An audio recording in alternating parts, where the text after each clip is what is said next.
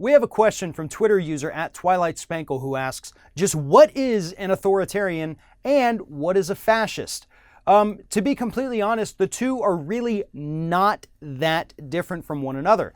Authoritarianism tends to lead to fascism, so authoritarianism typically comes first. And what that is when you have a leader, typically a dictator type figure.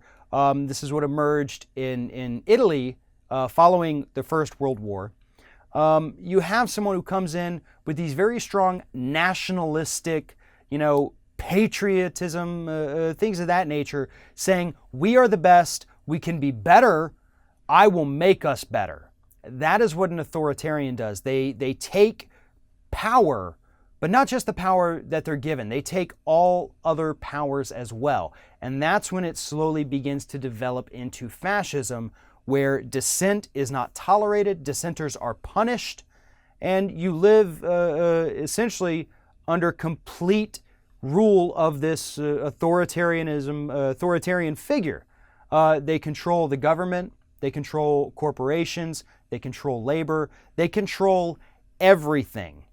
Essentially, if you think of the book 1984, which I know pretty much everybody had to read that in high school, that was essentially fascism. The government controlled everything, controlled jobs, controlled wages, controlled corporations, controlled work hours, controlled what you could and could not say.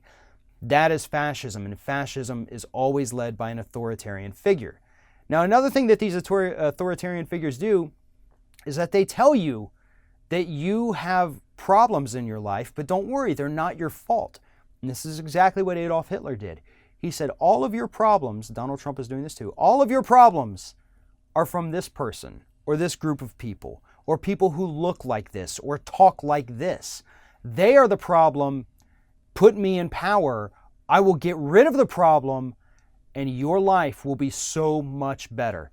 Authoritarianism manipulates fear. It creates fear that shouldn't otherwise exist. It's built upon lies.